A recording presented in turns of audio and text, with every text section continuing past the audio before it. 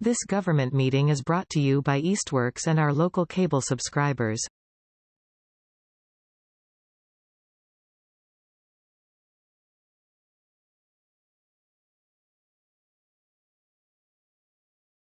Great. Okay. Hi, everybody. Calling into order the meeting of the Ad Hoc Cost Efficiencies Committee for December 14th at 3:05 p.m. And thanks to everybody for being here. I think we've got a full crew, minus maybe Eliza and Vicky or someone else from finance. And we have John Workman with us today as our featured guest.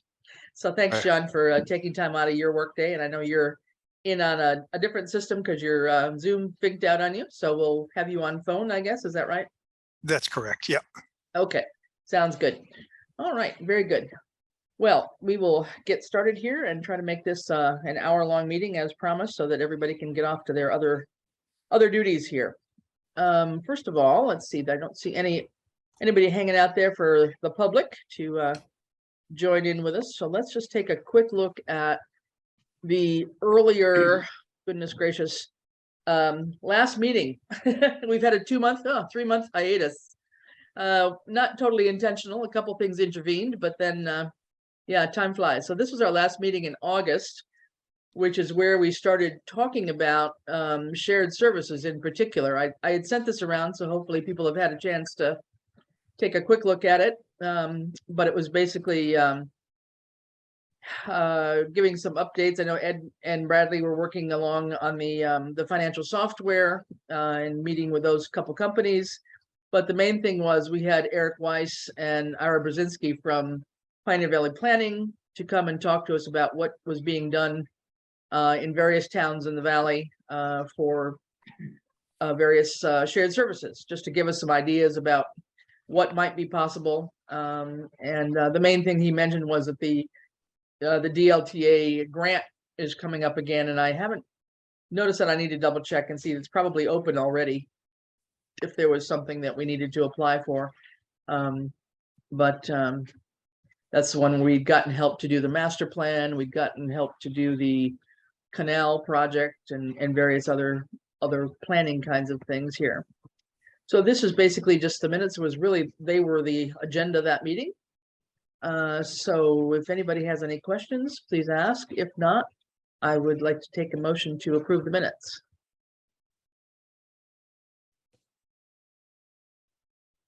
So moved. All right. Could I have a second? Second. All right. All those in favor? Aye. Aye. Aye. Aye. All right. I'm going to consider them approved. Good. Thank you very much. Second thing, before we get on to John, it has come to my attention that our year has passed already. And we were constituted formally by the select board as a committee back in the end of November last year. And so the question is, we need to get ourselves reappointed, and I would hope that everybody here would enjoy doing that. But I think in reality, what I would like to propose is that we try to get ourselves for another 6-month term rather than a year term, just to get us through the budget season, get us through the fiscal year. And then at that point, at the end of June, you know, figure out whether it's this committee or some offshoot of this committee or parts of this committee that might take this task to a different level. So I'd like to ask if everybody is agreeable that we could put your names down for the next select board meeting to just be reappointed for 6 months on this committee. Does anybody have any strong objections to not being on the committee? Nope. Everybody's jumping for joy, I know. Thank you. I'm not here again. And I really wish, you know, we may have to find some different timing. I'm really sorry that we don't have finance, you know, really represented here. And I think to do this, we would have to move probably to an evening meeting just so we could accommodate any of them that are, you know, currently at their day jobs and are not able to leave their day job to be on a Zoom call. So we might have to vary their timing on this a little bit, but I think we're entering the time where we really do need to have some finance representation here. And I know John is our liaison, John Lumber is our liaison to the finance committee, but it would be nice to pick up, if not Vicky, then one of the other members to join in on us, because this will dovetail on, I think, a lot with the upcoming budget season and meetings with finance and select board as well. So, okay, that said, thank you very much. I'm going to assume that I got an okay for everybody, and I will double check with Eliza as well. And we will move on. So I think you had, everybody got a copy of my email where I had invited John Workman to come and talk to us. And part of this, we started talking about shared services last meeting, as I mentioned, and then, we thought we might have various department heads, especially some of our bigger department heads, give us a little bit of perspective about, what is happening in their own areas, the difficulties, the challenges they have, and whether or not, something like a shared service made any sense for any portion of their department or anything along that way. And I think, there's been so many changes with the fire department over years past, and with John's decision to actually retire and have a life after being fire chief for so long. It seemed like it would be good to start with the fire department, and then we will probably pick up a couple of other departments too as we go forward and talk about the same kinds of things. So, John, I know you had just sent, and people may not have had a chance to see it, but you sent a lengthy email with a couple of attachments, which I have and I can share with people as we need to do this.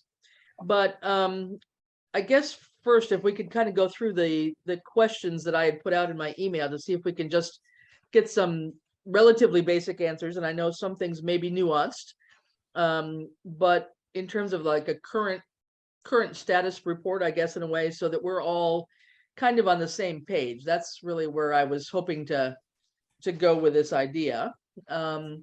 Sure. So if that's possible, let me, so as I'll just go down the questions. So, active number of, oops, somebody else coming? No? Yeah. Do you want me to just speak to the, I have the questions, I can read them. Yeah, and then, sure. If you want to just speak to No. them, and then, yeah, so the active firefighters, et cetera, just kind of going down those questions, and then we'll, if there's questions after that, but then we'll turn over to some of the things that you raised in your last email. Okay. Sure. Yep. Thanks. So we have 48 active members. Active is a relative term, which I'll get into in a second. Basically, there's 11 that are fire only. There are 15 that are EMT basics. Sorry, I've got a number of bells and whistles going off here. Each of them needs to maintain certifications and such, both in the basics and in the paramedics. So active on the roster as of this date, because it can change by the week. We have 12 basics, and out of the 22 paramedics, we have 19 that are active. Active is active within the last 6 months. If they're returning after 6 months, they need to have an administrative review to make sure that their certifications, medical control, everything that they need is up to date in order to function. The problem is that if they're missing any part of those, then we're subject to, like Medicare can actually be a liability and a false reporting if someone's, if we bill and somebody didn't have their CPR card, then they're not certified to do it, and we shouldn't be billing. So I have a team that's very much on top of each individual, and a lot of that is a lot of babysitting for each individual to make sure that their driver's license, that their CPR cards, that everything that they need is up to date. Paramedics need to have medical control through our affiliate hospital. And like I say, if they don't, there's some that are like brand new medics that have a special dispensation where they can only work with another paramedic if they're with a basic, or if they're not with another paramedic, they can only work to a basic level. So there's some that are sort of gray in the middle. They've got to have a. Yeah, just a quick question. Can I assume that the majority of those that are on your roster now are people that are from out of town? They work in other departments. They're not necessarily all Southampton residents, right? That's correct. Yep. Yep. Okay. Yep. So there's a whole myriad of stuff that they need, which is kind of a long list. So we maintain a list that basically the scheduling side, I have one captain that does scheduling. He needs to ensure that the people on the list can be that he can only schedule the people that are on the list. Otherwise, we just open ourselves up to liability. Any questions about any part of that? Active membership? Just at what point do you take somebody off the roster? If it's been, I usually give it a year and or communication. I mean, if somebody is off the roster, they try and come in, or they, if they just had a kid, they may be off the roster for a year prior to them coming back. A lot of the folks that work here are of that childbearing age, and that often does happen, where they'll have a child and their life will change. And of course, we don't have any full-time staffing, so we're a second job for everyone. And so their predominance of focus is on their main job and their family. So when it comes to having a child, we tend to lose them for a little bit, which is okay. Yep. Any other questions regarding? Yep. Anybody, any questions? Just Well, I was gonna, so are there any salaried folks, just yourself? And I know That's it. they're on call and there's part-time, so or how many part-time, how many on call, sort of to, They're all per diem. So they get paid by the hour when they're here. so there's nobody else in the office or anything that's salaried, that's not per diem? Correct. Me, that's it. okay.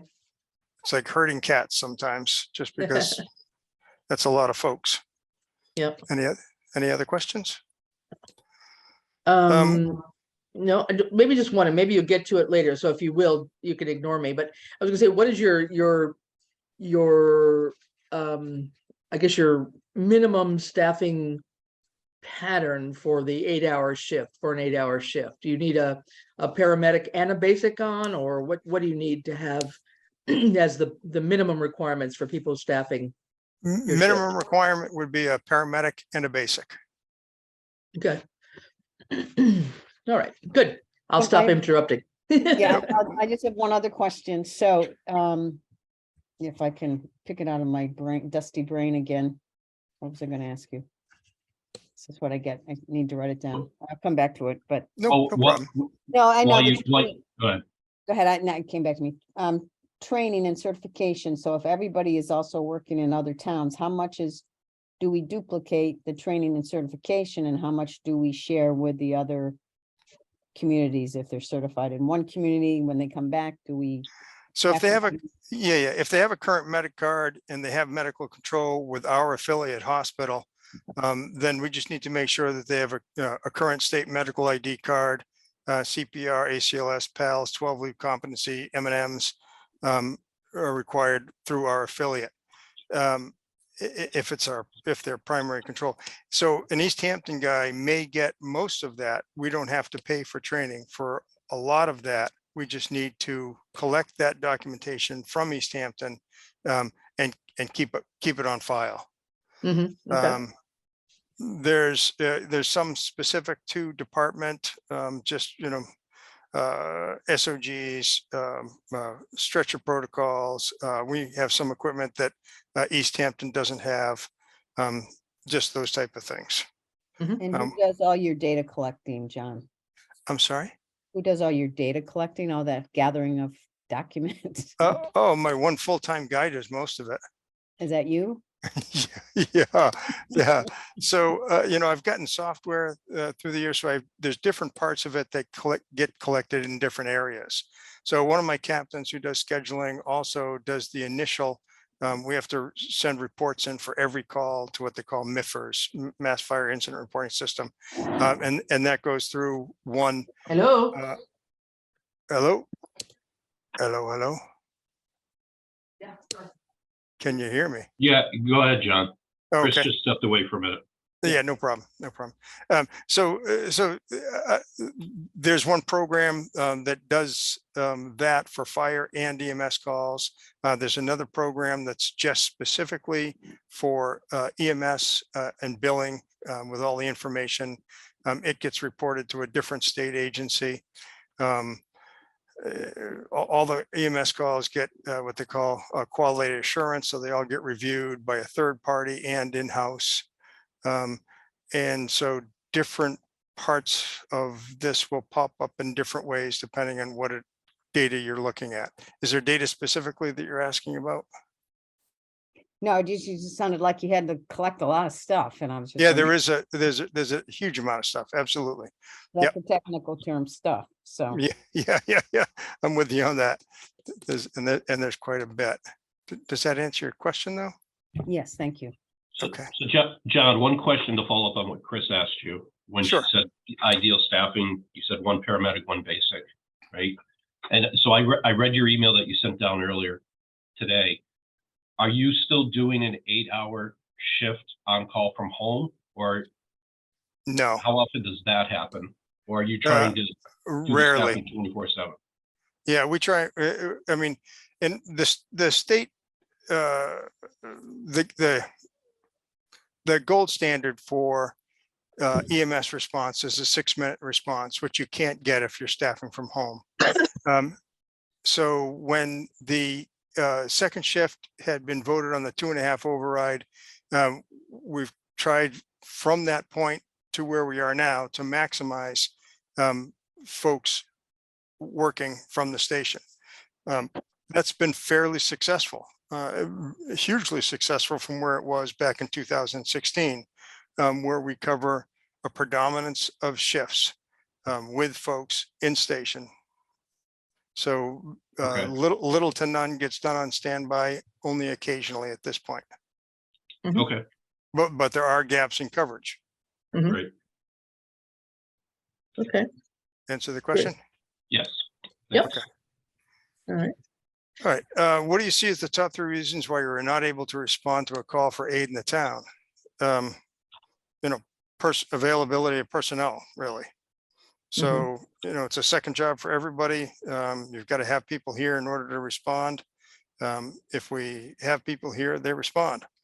As far as like a perfect number for like, I answered the question in regards to a basic and a paramedic, but how many do you need on the roster has been a challenge. So although we have 48 people on the roster, I could probably use 60 people that had some availability if we were going to perfectly cover our schedule. As it is now, we take people even if they can only work till 6 a.m. We try and get people to pick up from the 6 to 8 slot if that's possible, just because a lot of calls come in that time frame. That's not always possible. So there's little gaps here and there that do affect covering calls. There's no agency that covers 100% of their calls. We just went to today, went to Westfield. So I think it's probably helpful, if you are trying to research it, that you reach out and just see, how many calls other agencies are covering or not covering. But the number one reason is just lack of personnel. Any questions in regard to that? And just to be clear, John, sorry, so that would be that you would not have both the basic and the paramedic available, or you'd have only one of them available? Or none? We fill the slot with ideally a basic and a paramedic. If what's available is 2 paramedics or 2 basics or whatever combination that will fill the ideally it goes to a paramedic basic. It then goes to 2 double paramedic being the paramount. And if no paramedics are available, then it goes to 2 basics if available. So 2 basics could cover the call. They can cover the call, but then we're getting an intercept from East Hampton or Westfield. Okay. Right. And so just one follow, and you probably can't quantify this right off the top of your head, but if you could guesstimate it to start. Sure. We have 2 ambulances, right? So Correct. What would you say is the percentage of time that our primary ambulance or the first ambulance is out on a call, unavailable for service, and you have a need, you have a second call? So just from July, just as you get into like mutual aid activity, We've had 19 times when we've had a paramedic intercept. We've had 33 times when another service has come in as primary response.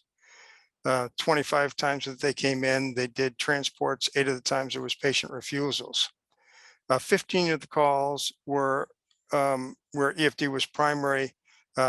SFD was on another call already. Okay, One of those times, one of those 15, we actually had A1 and A2 out on a call, and then the third call got picked up by EFD.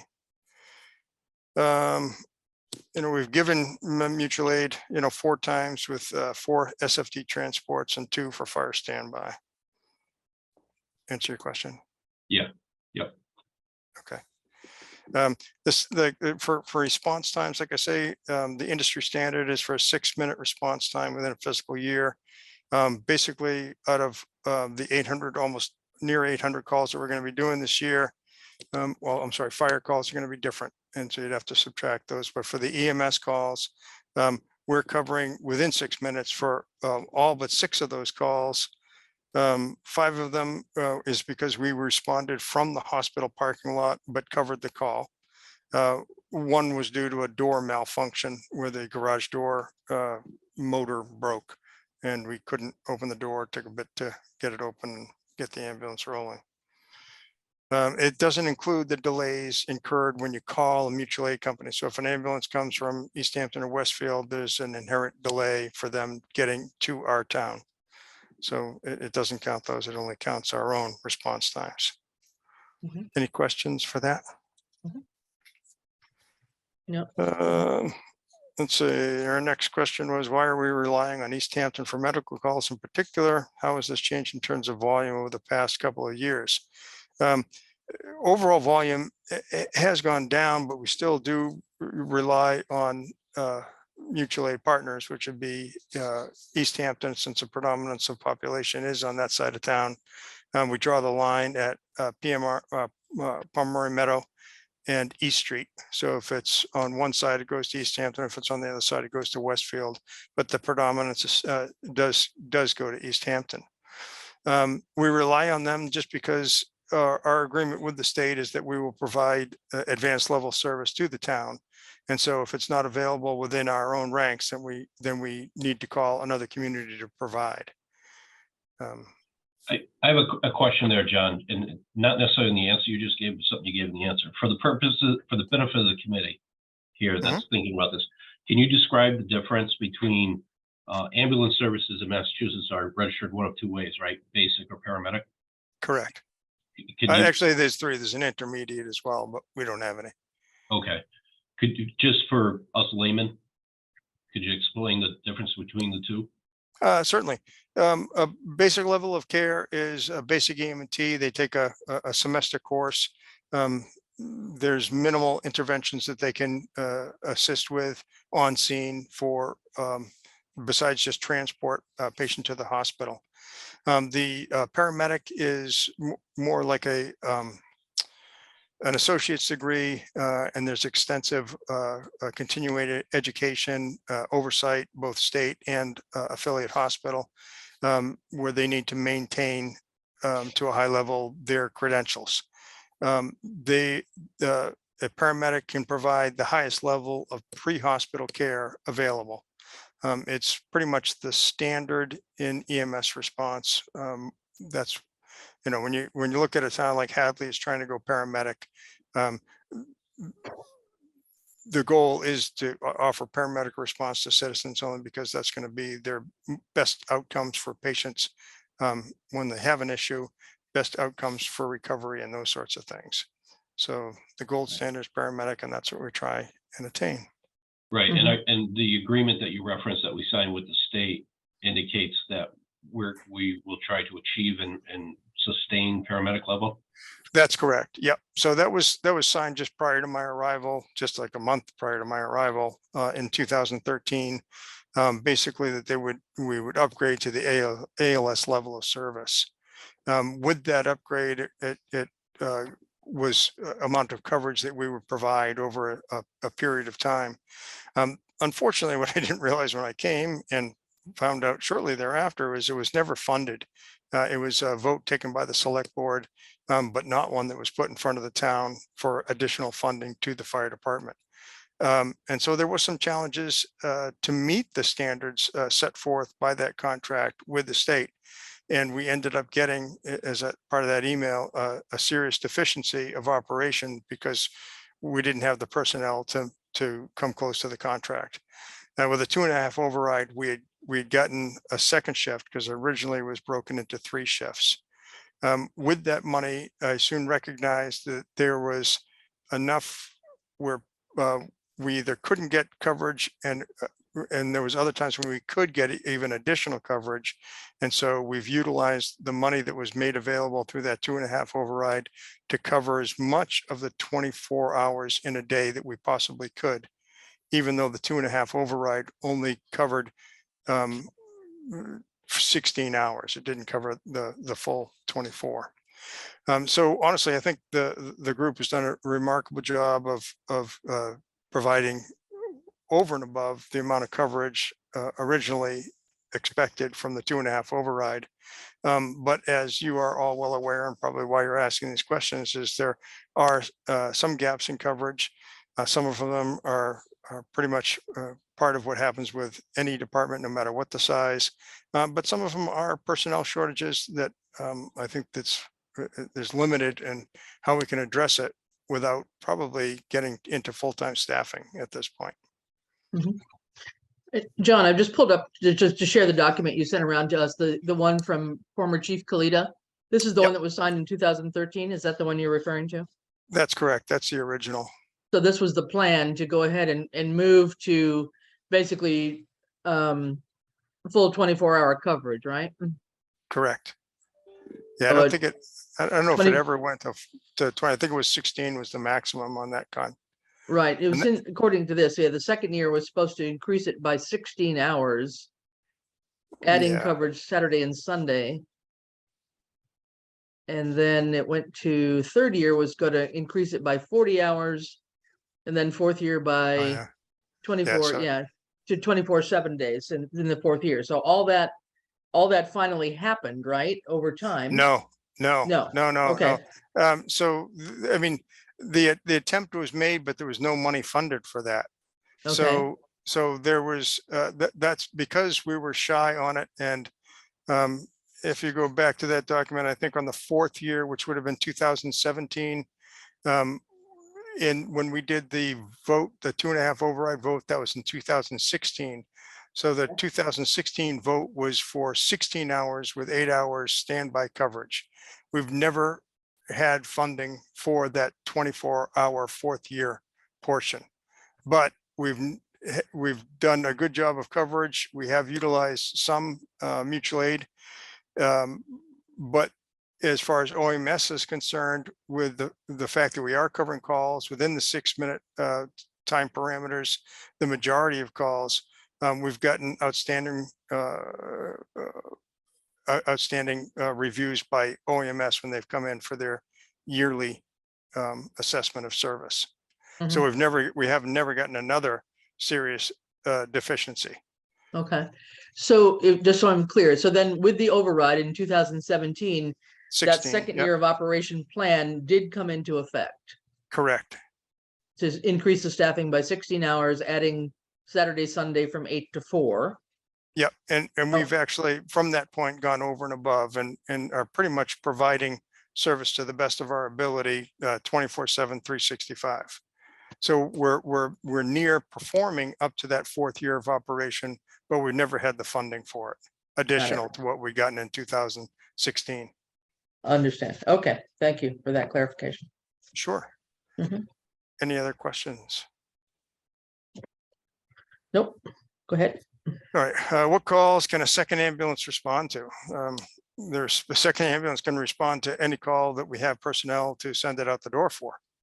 So if we're short on personnel, whether it be for the primary or the secondary, it's if people don't volunteer like they did years ago. It used to be that a fair amount of people worked in town, responded.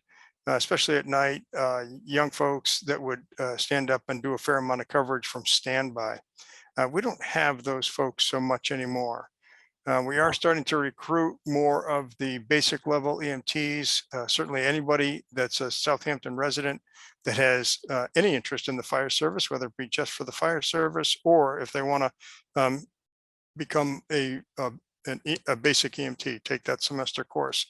We highly encourage that and are doing everything we can to actively recruit, especially from in town. Now, am I right in assuming that the newer ambulances got more bells and whistles, literally, or are both of them equipped to cover basically the same kind of emergencies? They're both equipped to cover the same type of emergencies. Probably the biggest difference is reliability, and the next biggest difference would be the power loader. As Americans move forward, they tend to be larger in stature. And the potential for back injury increases with that. One of the things that have really come into the ambulance service has been we have power stretchers, which is basically a battery operated stretcher, which at the push of a button can pick up to about a 600 pound person with the weight of the stretcher. And then the next challenge is then getting that person and loading them into the ambulance. The power loader actually picks the stretcher up and loads the stretcher into the ambulance. It saves on the ability of personnel to be able to do that with just two people. We do have residents that have been larger than our stretchers are rated for. And it's almost back to manual when that happens. And often the police are an awesome asset in helping us.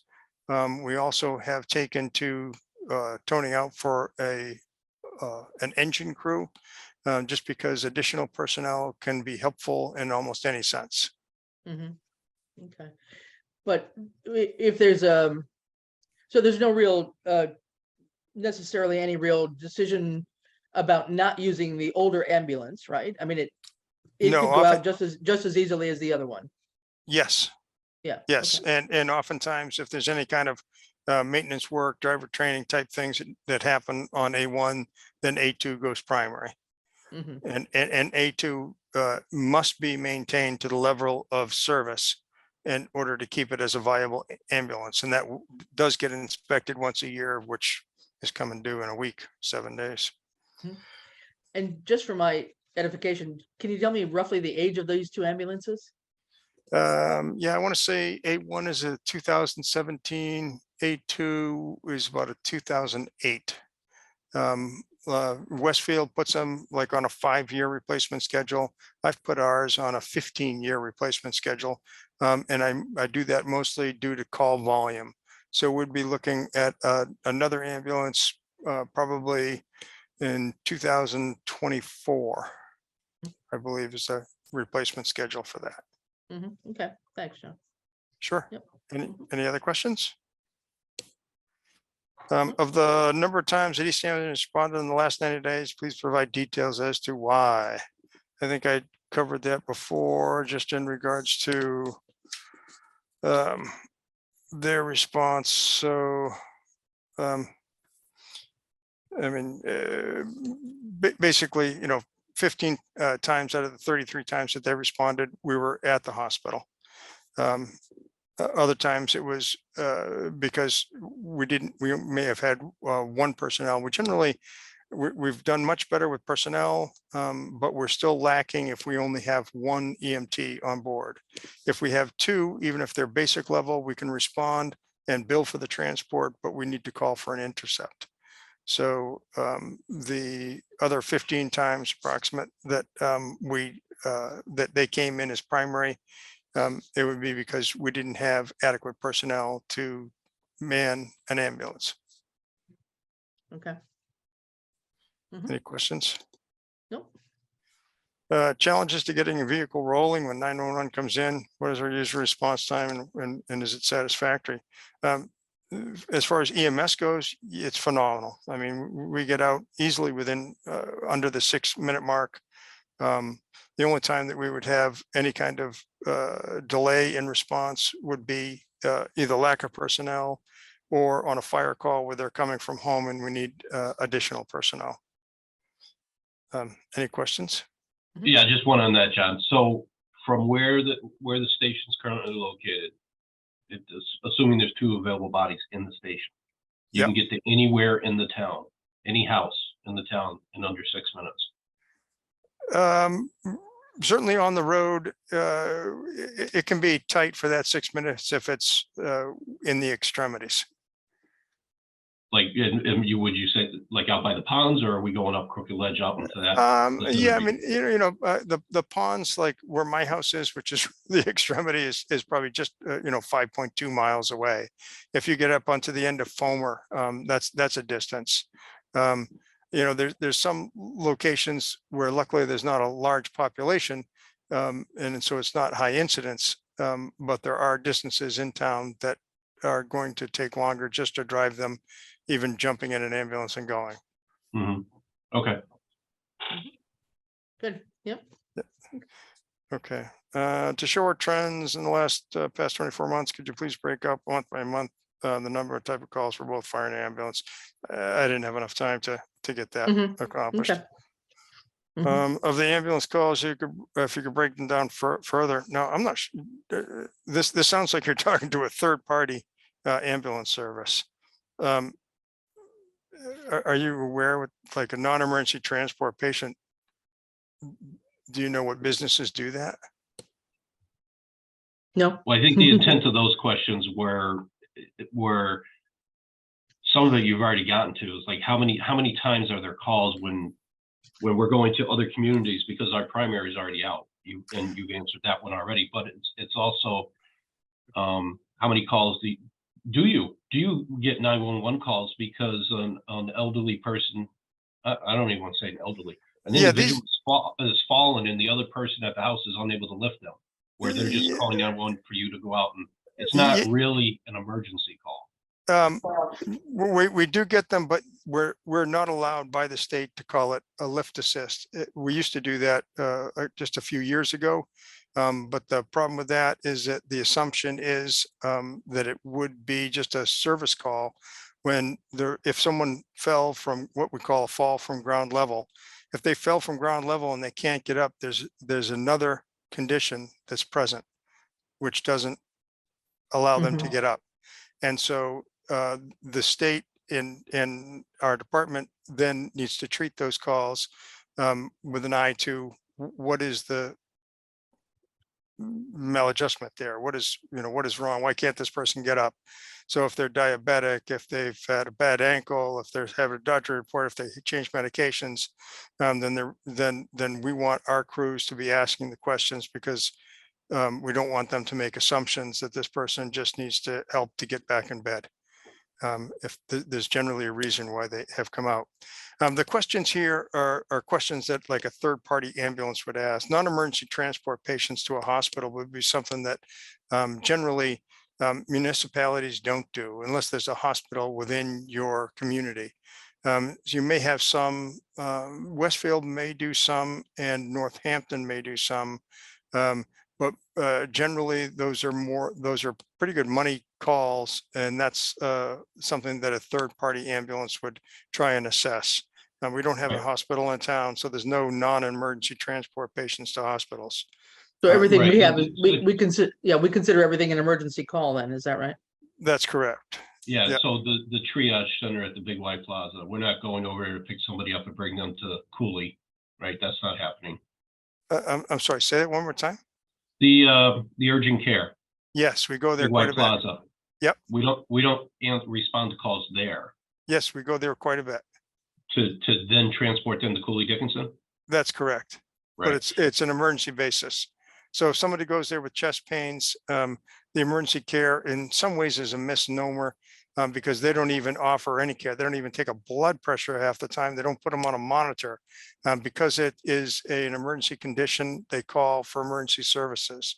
So it's actually added to our call volume to have that in place. and we do a fair amount of transport from that location. Right. And when you referenced before a primary hospital or hospital that we're licensed under, it's Cooley, right? Yeah, our affiliate hospital is Cooley. Yeah. And then secondly, the state homes and group homes within the community. Those calls where ambulances respond in there without any lights or sirens and then transport somebody out? No, generally we're going to respond to lights and sirens. So if we get there, I mean, we do have probably not appropriate term, but frequent flyers. So we'll have somebody that's in some of like the group homes that is there for whatever disability with staff. And there's certain criteria where the staff have to call. There is some ability, depending on the patient, as to whether they can offer their own refusal, because not all patients have The ability to do that. mental capacity to call for their own refusal, but they would be transported as an emergency transport. Okay. And in those particular cases, who are you billing? The group home itself or whatever that individual happens to be on? Whatever that individual Okay. has for coverage. All right. Okay. Good to know. Intercepts. We don't generally do any intercepts because there's not any basic level services around us. So we do primaries, like we'll go to East Hampton, go to Westfield as a primary transport agency, but we don't. They don't have any basic level ambulances that they would send to scene that we would then need to come and intercept with a paramedic. So that's not a thing for Southampton. And right now, John, if I'm right, when East Hampton has to come in and intercept for us, we're paying them $500 a call. Is that right? Unfortunately, with East Hampton, we have to pay them with their new agreement. We pay them every time they come into town. So there's 25 times where they come in. So they came in 19 times for an intercept. Well, every other call after 25, they're going to bill us $500, even if the patient refuses. Right. And that 25 is per our agreement. We get 25 free calls under the mutual aid agreement, right? Yeah, well, yeah, but the free is almost a misnomer, because if they come for an intercept, they're still charging us $500. So the only time that would be free would be if they were a primary transport, then they wouldn't bill us within that first 25. But if we had 25 intercepts and then one primary and it was a refusal, they would charge us $500 for that refusal. Yeah, it's a little frustrating. I understand that, East Hampton is looking out for their community. And how do we have the opportunity to intercept ourselves for, I don't know, West Hampton, Montgomery, anybody else? Do we go in so that we can? Well, West Hampton had started into an agreement. The chief from East Hampton lives in West Hampton, right? And had done an agreement with them first to do intercepts and then to do coverage for West Hampton. When West Hampton had started to recognize that they didn't have the personnel to operate an ambulance, they did ask if we were interested in bidding on West Hampton. I didn't feel comfortable, as we were having our own challenges to coverage. I felt as though we needed to put Southampton residents first. And so I didn't utilize putting a bid in for West Hampton. So is East Hampton currently the primary response for West Hampton? That's correct. And they're responding from their fire headquarters in the center of East Hampton? Correct. Right, they're not keeping us, okay. Is this just during the construction phase of their public safety complex? I don't think they're including any kind of, their medical response would be what they call a first responder. So I don't believe they're looking to staff an ambulance, just because startup costs are fair and it's a very small community. So there's a certain amount of calls that you need to really even start to have an ambulance. For one, it's a whole level of management over and above, as you can tell, by 48 employees. And there's a lot of administrative work that needs to be done in order to maintain the levels of people and the ambulance itself. And so, you know, most communities of our size will have an ambulance service. I don't know any of our size that don't. But if they're, 1,500 people or whatever West Hampton is, it's kind of a 50-50 split. Sometimes like in the hill towns, they'll do a regional approach and pay Right. in per. Yeah, and I know Russell and Montgomery have joined together on police. Are they together on fire as well? I know for fire, we help them out mutual aid wise. Ambulance service, I'm not quite sure. I believe it's Hilltown that covers, Mm, but okay, I'm not exactly up to date on that. okay. All right, Do good. we have an agreement with West? Am I muted? Do we have an No, no. agreement with Westfield as well? Is there- Yes, yeah. Westfield is a little less expensive than East Hampton, and it's a personal challenge because partly as the administrator, you wish you could save costs, but I don't want to save costs at the expense of patient care. And so I really do just divide the town from East Street over is Westfield, Pomeroy Meadow. One side is East Hampton and the other side is Westfield. Westfield is a little less money. They don't charge us if they come in on primary. They're a pretty good partner in that regard, but there's less population. They respond to a bit less calls. And they're also don't have as much availability for some reason. I'm not quite sure why. I've had communications with the chief. He's interested in covering, but like I say, it all comes to availability. I know that they are pushing their staff. We went over today to do a call in Westfield and transport it to Noble because they have a hospital in their community. Mhm. So So when we pay out, say, the 500 to East Hampton, on the occasions that we can provide the reverse service, do we get paid something from a Westfield or anybody? No? no, because if we go on as primary and we just go with the billing. Okay, And where East Hampton Fire is doing a lot of cost analysis and trying to recoup what they can. That's where they had pushed for mutual aid coverage. And it's a bit of a sticky wicket in that by law, they need to supply mutual aid to us. The problem with an outside community with like an East Hampton is they could say, okay, if you're going to push the letter of the law and not going to give us any money for coming to your community, we're going to charge you a whole lot more for intercept fees. And then the problem becomes, where's the balance? Do you not call them so much and call Northampton or Westfield when it risks patient care? It's kind of a catch-22 there.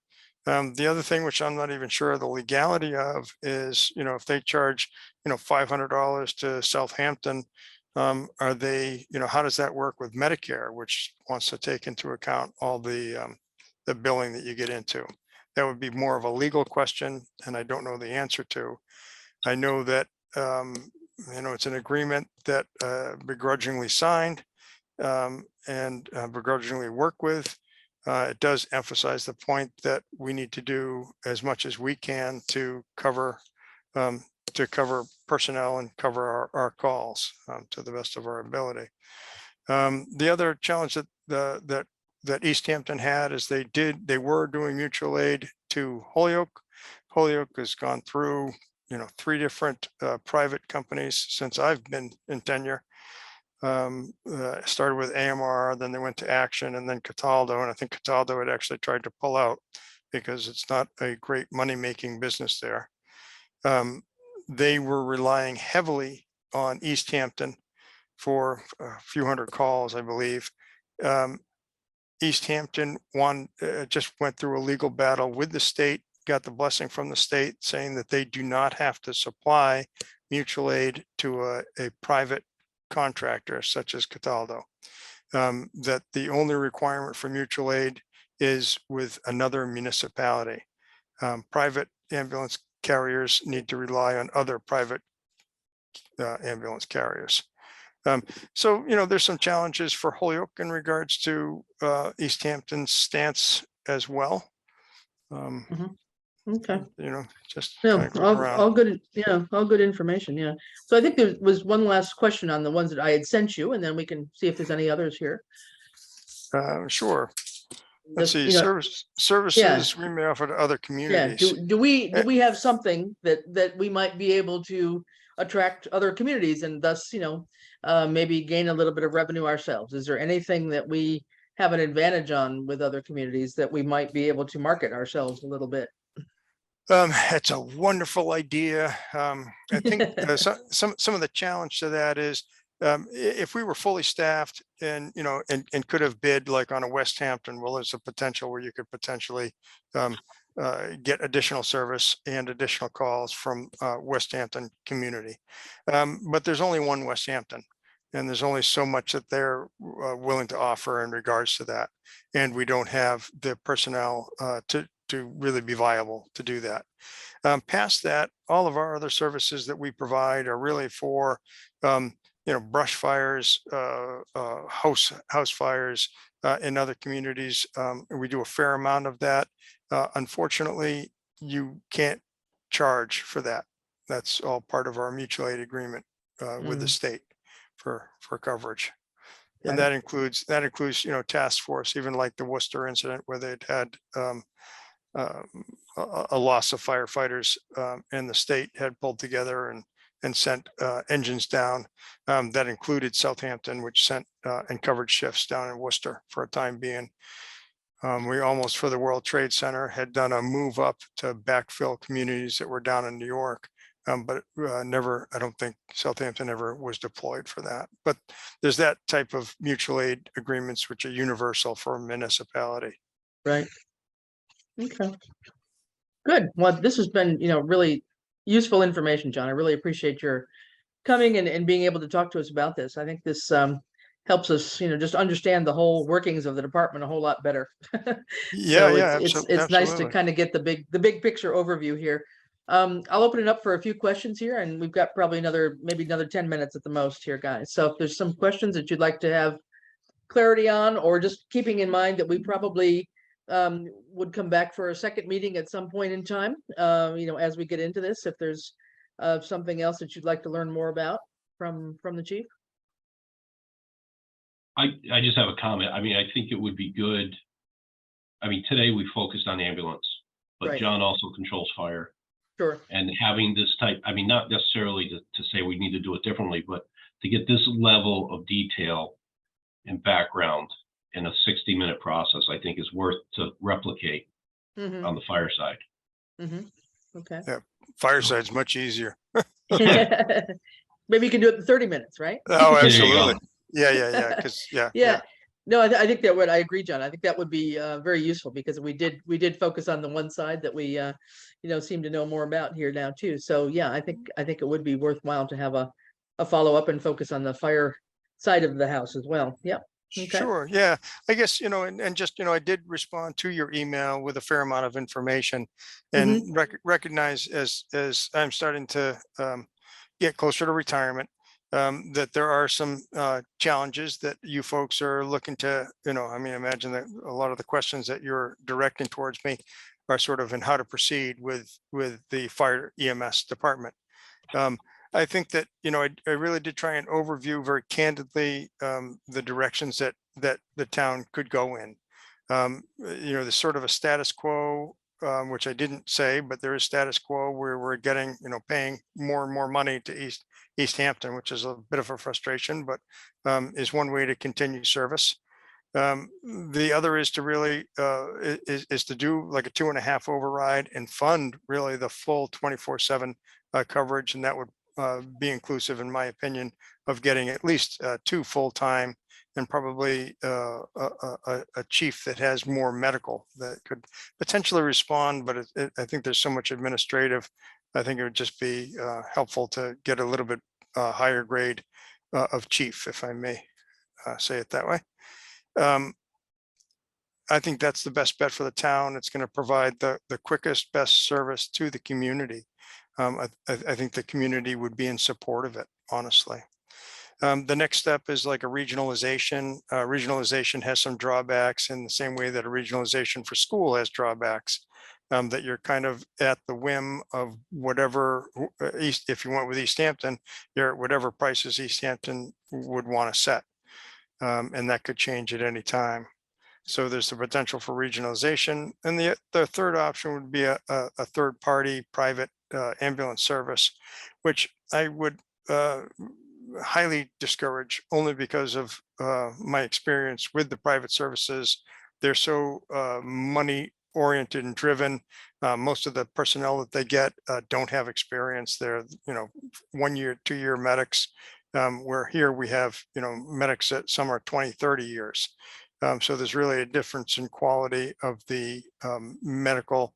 It's like a doctor. If you go in for surgery, if you get a doctor who's only done it for a year, as opposed to a doctor who's done it for 20 years, there's a much higher level of service when you can provide it with someone that has experience. So really, those are the options. I guess there's 4 options. Like I say, the status quo, keep it is, pay what you need to pay for mutual aid coverage where you need it. Do your best for coverage as you have it. The second being 2.5 override, which honestly, I think it's time for that. Third would be regional, and third would be third party. Mhm. Okay. Any Right. questions to any of those? I imagine one of the hard things would be to put a price tag on the 2.5 override, right? In terms of what you're looking Yes, for staffing.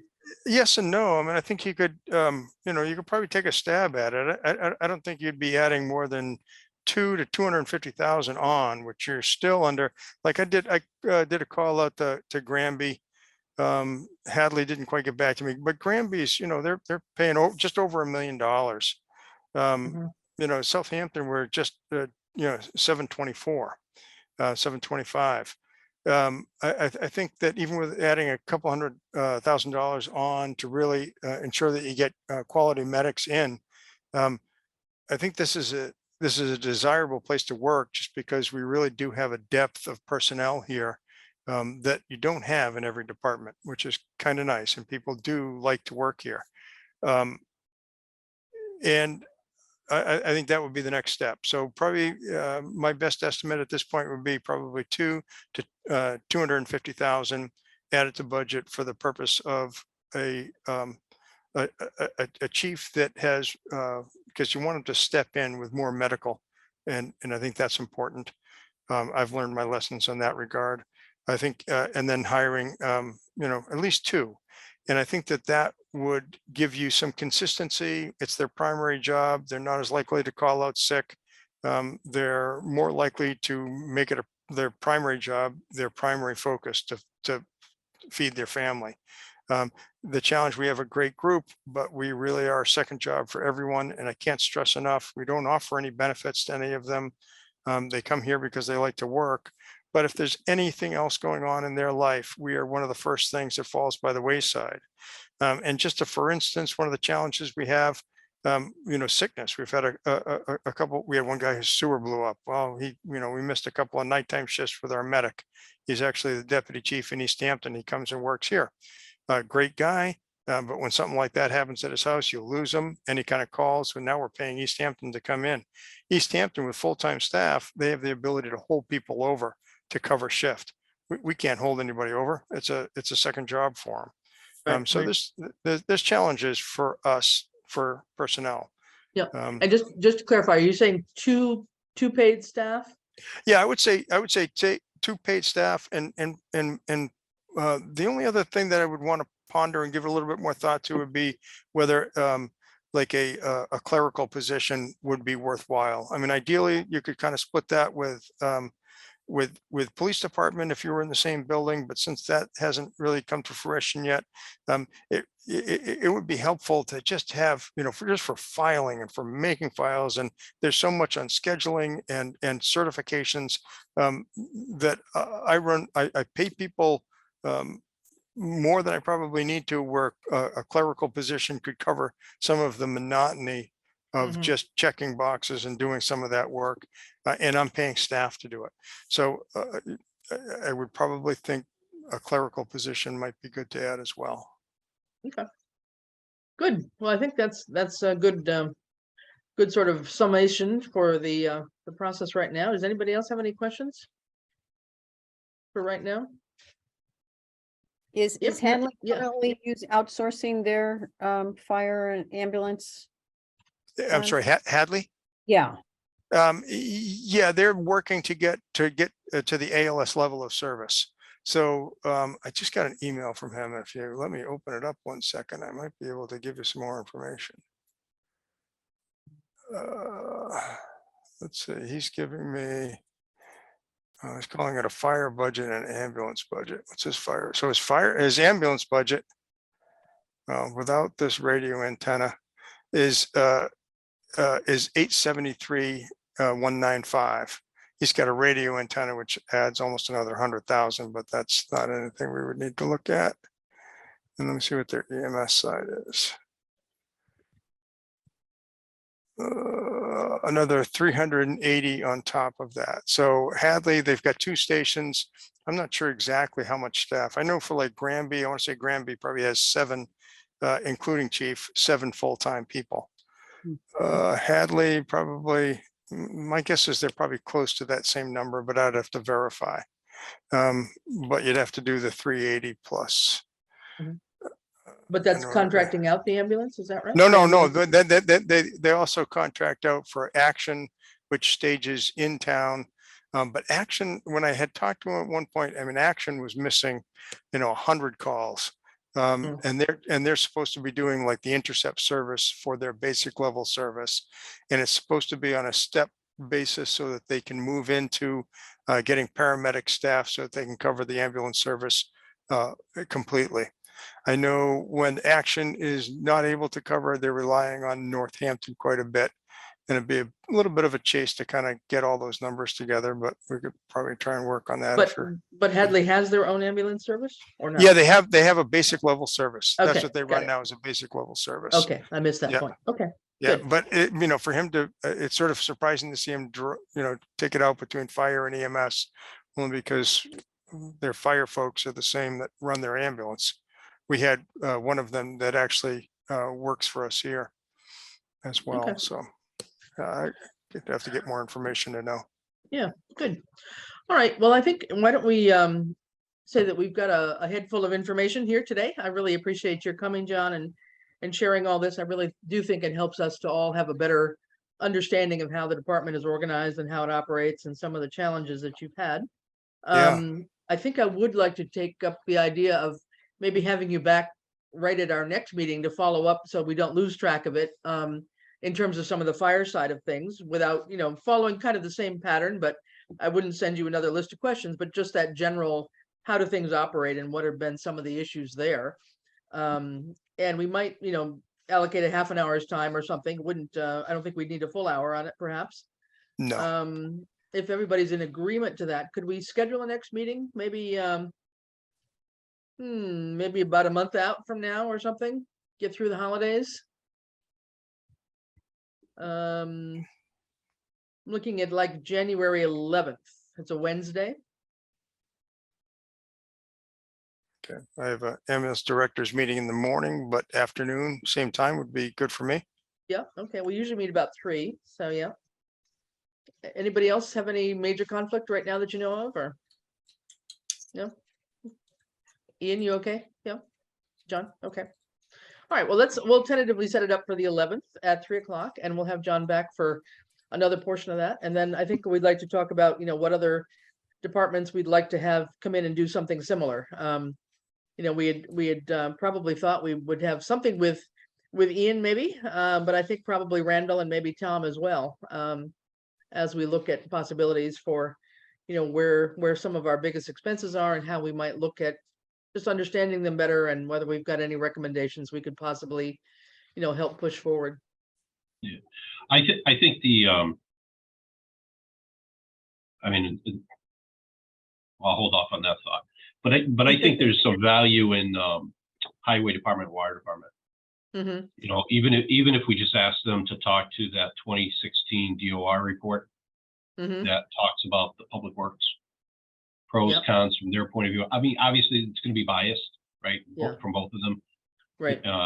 We just keep that in mind, but because another option for us to think about is if we're not going to move in that direction and we don't want to maintain status quo, do we keep the water department in-house? Do we, I mean, we're buying water from East Hampton already. They already have water. We have 2 water superintendents when we look at both. Do we just contract with East Hampton? You know, and I don't know the answers to any of this, but these are all avenues that I think we could explore versus maintain status quo. Yeah, gotcha. Okay. So Chris, on that note, could you send out maybe what their budgets look like prior to us scheduling a meeting on both of those departments? And I do believe today's meeting was very helpful. And thank you, John. Yep, thank you. Yeah. Absolutely.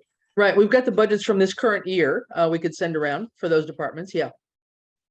Okay. Because I think And that- obviously we'll be moving into the budget request season very soon for the With some coming fiscal year. what we're listening to.